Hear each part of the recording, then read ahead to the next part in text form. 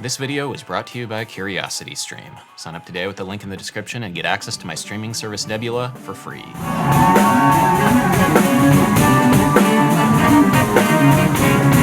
So this footage that you're watching is from Mumbai, India.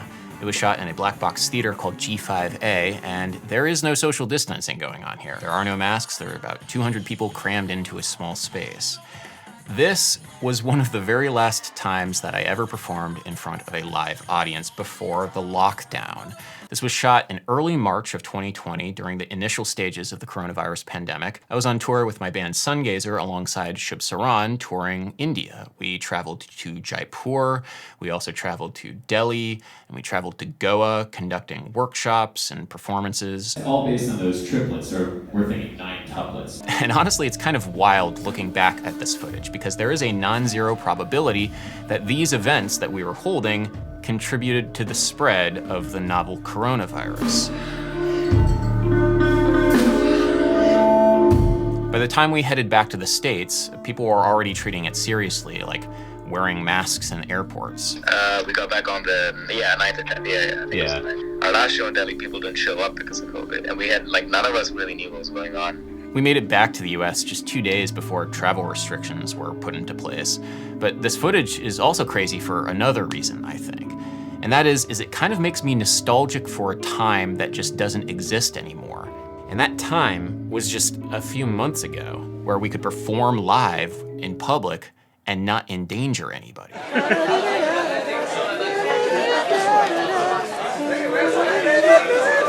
Globally, there is very little live music going on.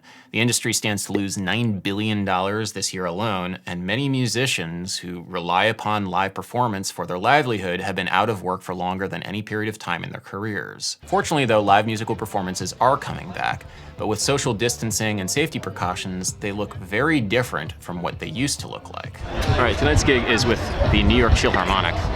This is the first time that I've played in front of a crowd of people in 6 months or so. This will probably be the last time that we do this in a while because of the rising coronavirus cases. But we're gonna make the best of it. So this is gigging in the time of coronavirus. Let's go. What was the gig last night? The gig was outdoors at Culture Lab, in Long Island City, in New York, right by the water. It's freezing cold. Thank you. Culture Lab has been really good with all of their live concerts about having tons of social distancing measures. There were giant circles drawn on the floor, and it's a huge parking lot. So there's a ton of space for people, and they do definitely have a capacity limit, but we had bathroom attendants taking your temperature. You get your temperature taken on the way in. Everything was super clean, hand sanitizer everywhere, good to go. We have NYChillharmonic coming up, an 18-piece funk rock orchestra. It's gonna be freaking awesome.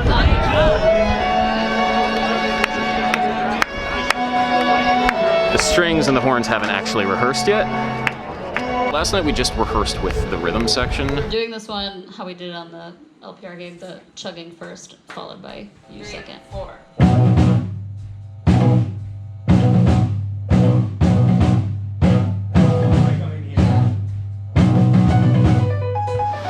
We didn't have a full band rehearsal for this for obvious reasons. It's kind of dangerous. I don't know where we could be inside, where everyone would be feeling comfortable. And also we would all have to spread out, and that would be kind of a nightmare.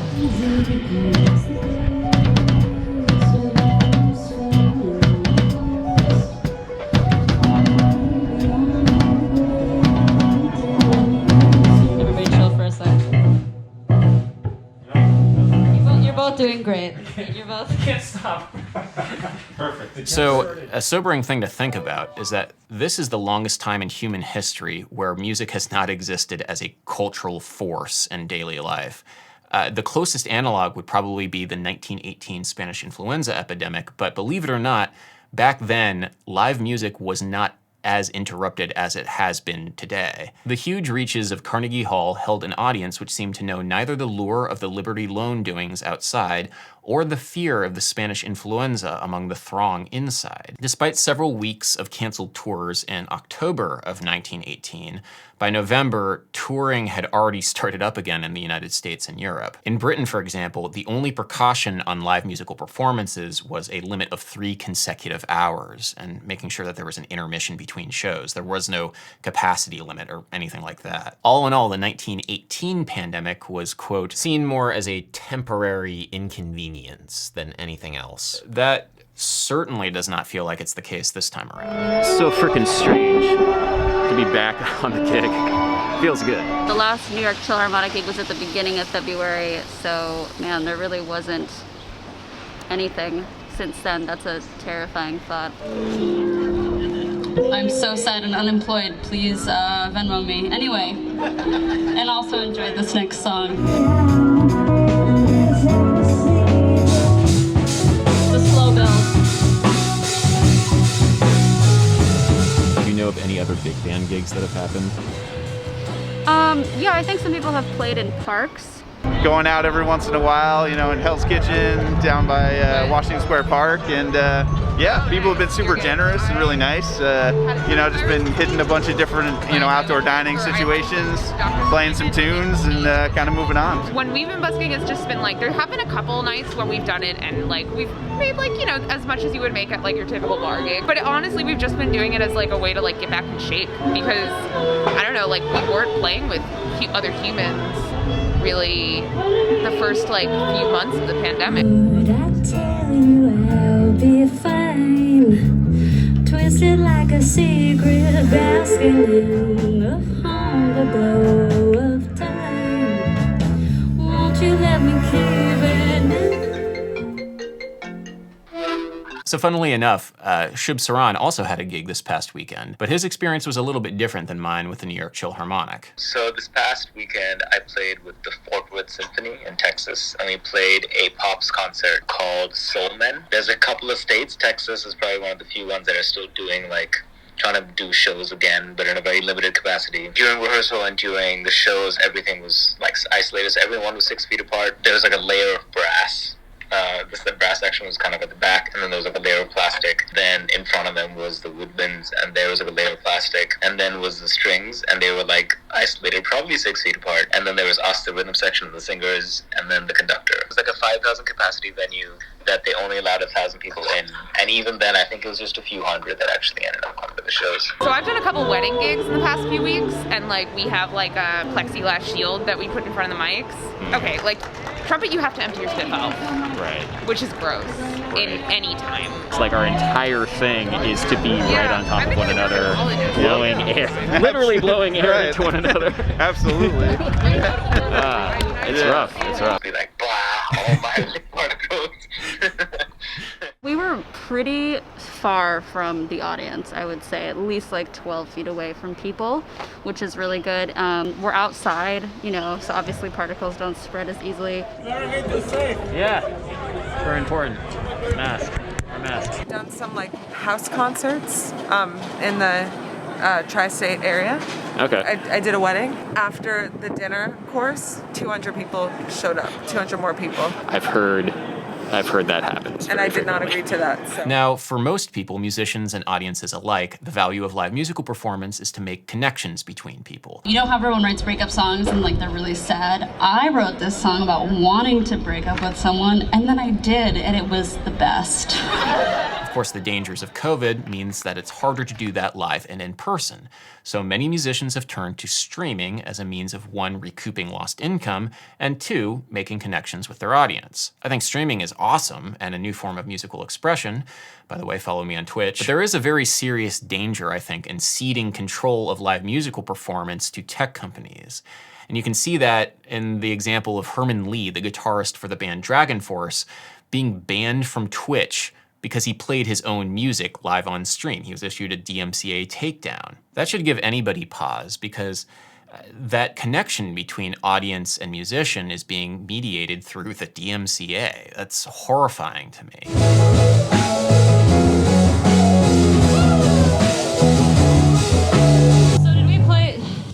your solo open, or did you play it through? I don't actually know.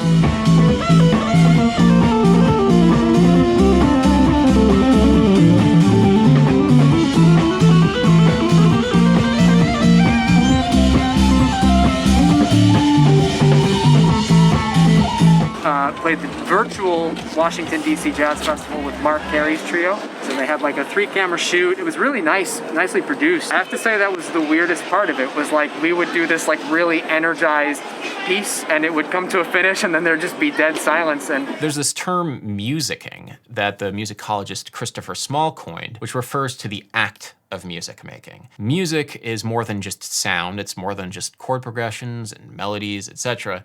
It's the action of creating music, listening to music, receiving music, dancing to music, and experiencing music. To come together after 7 months of not playing and not seeing each other, to be able to play and do a whole full set of music, it was really special. When you have a bunch of people physically in the same place, close to one another, you have a different kind of musicking than if you're just listening to the music on your headphones or whatever. Live streaming is just a fundamentally different musicking of music than live musical performance. And unfortunately, because of the COVID pandemic, live musical performance is a rarer form of musicking than it ever has been. Right. Live stream is kind of the same thing? Like, No, I don't think so. I mean, that's great too. If you're into that kind of thing, that's awesome. It just doesn't do anything for me personally. I think it's just, it's like you're alone. It's like then you really feel the isolation. It's kind of sad. is that why you have so many musicians in your band? So you don't feel alone and sad? So I don't feel like, I think so. I mean, I grew up like playing in bands and orchestras, so I'm always used to just being surrounded by like 70 people. I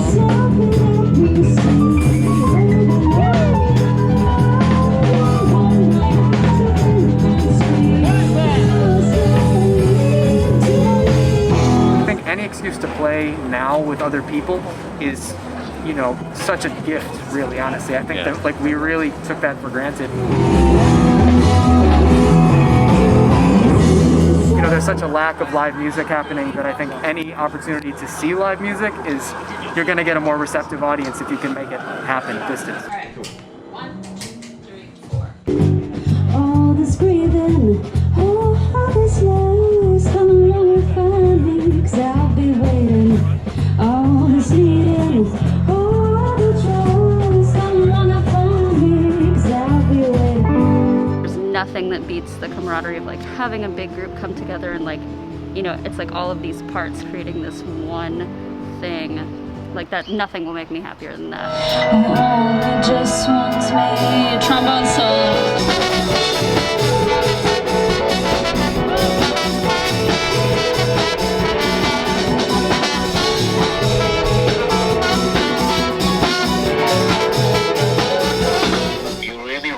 That like playing live and touring is very technology proof, so like you can get all the best live streaming equipment and stuff, but having an audience, like it's so important to have physical human beings in front of you as an audience member and as a musician, as a performer, so like everyone in the whole room, like the whole theater, could feel that this was like extremely special. So like when they got up to clap, it was kind of emotional. It was like, man, this is a big part of our culture as like a people,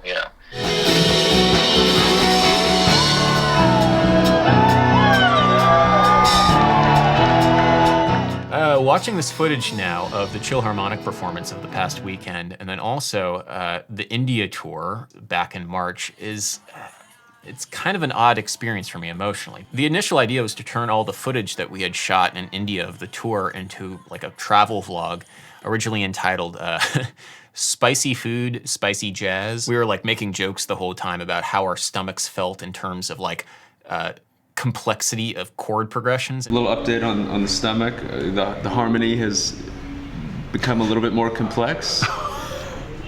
Are you not quite Jacob Collier level, but no, not Jacob Collier, but Steely Dan, or oh, I'd say a little more than Steely Dan. Like, wow, okay. Definitely in jazz territory. All right, cool. Yeah. In fact, in the footage of people in masks in the airport, we're making jokes, and it feels like such a strange juxtaposition of the seriousness of the situation then and spicy jokes. I'm like two triads and tritone apart right now. He's a true Wow. It's for this reason and many others, like the fact that this big part of me, live musical performance, had gone away for good, that I just couldn't really watch back any of this footage.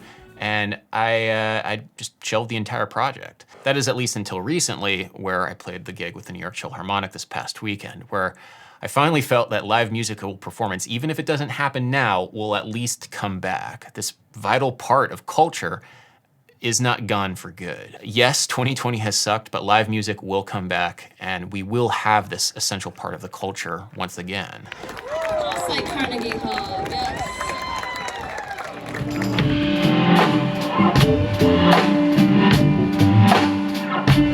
Now, if you want to watch more of this vlog from India that never happened, we shot a lot of footage, some really crazy moments.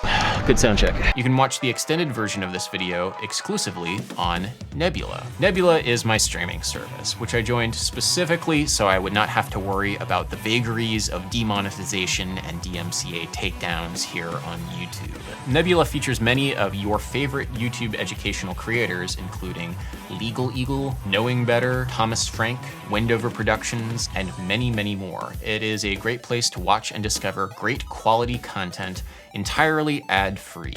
Nebula and this video is supported by CuriosityStream, the go-to source for the very best documentaries on the internet, with thousands of titles to choose from.